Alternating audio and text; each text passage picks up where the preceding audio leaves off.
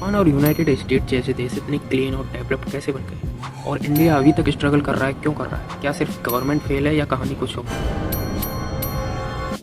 5 points में पूरी कहानी समझो। एंशिएंट इंडिया, जब इंडिया आगे था बाकी देशों से, इंडिया एक टाइम पे बहुत डेवलप्ड सिविलाइजेशन था, जहाँ पे इंडस वैली यूनिवर्सिटी जैसी नालंदा, साइंस मैथ ट्रेड सब स्ट्रॉन्ग था हमारा पहले। लेकिन इंडस्ट्रियलाइजेशन नहीं हुआ, मशीन्स का रेवोल्यूशन नहीं हुआ, नॉलेज मोस्टली इलाइट तक ही लिमिटेड रहा। इस टाइम पे यूरोप भी उतना एडवांस नहीं था। जिसके बाद मेडिवल पीरियड में इन्वेजन का इम्पैक्ट आता है। इंडिया पर लगातार इन्वेजन हुए, जहाँ पर तुर्क्स एंड मुगल्स ने राज किया।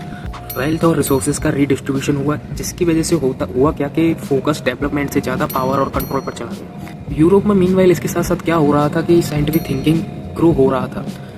लोग चीज़ों को समझ रहे थे, लोग साइंटिफिकली चीज़ों को समझ रहे थे। रेवोल्यूशन हुआ, सबसे बड़ा टर्निंग पॉइंट यहाँ पे आया, जहाँ पे 1700 और 1800 के आसपास यूनाइटेड किंगडम और यूरोप में machines and factories I.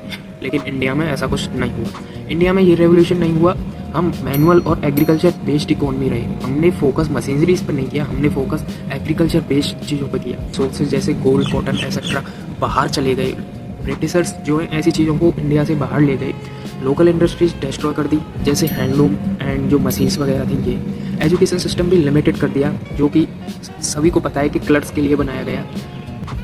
United state और यूरोप ग्रो कर रहे थे, इंडिया एक्सप्लॉइट हो रहा था। लेकिन रियल कहानी शुरू होती है इंडिपेंडेंस के बाद। 1947 के बाद चैलेंजेस शुरू होते हैं। इंडिया को एकदम से डेवलप होना था। यहाँ पर रियल प्रॉब्लम्स का इम्पैक्ट देखने को मिलता है, जैसे कि पॉवर्टी बहुत ज़्यादा हो गई थी, इलेक्ट्रिसिटी रेट हाई हो गया था, पॉपुलेशन एकदम से बढ़ने लगी, इंफ्रास्ट्रक्चर जीरो के बराबर ही हो गया था, कुछ ऐसा खास इंफ्रास्ट्रक्चर नहीं था। तो चीज़ें और भी ज़्यादा इंडिया को अफेक्ट कर रही हैं, वो है करप्शन। गवर्नमेंट पॉलिसीज़ बनने में टाइम लगता है, अगर बन भी जाती हैं तो उनसे कुछ फ़ायदा नहीं होता, अगर फ़ायदा भी हो तो लोगों का फ़ायदा नहीं होता, उसमें उन पॉलिसीज़ बनाने वालों का फ़ायदा हो जाता है। ऐसे महापुरुषों की वजह से आज इंडिया शायद पहले से और भी पीछे होता जा रहा है।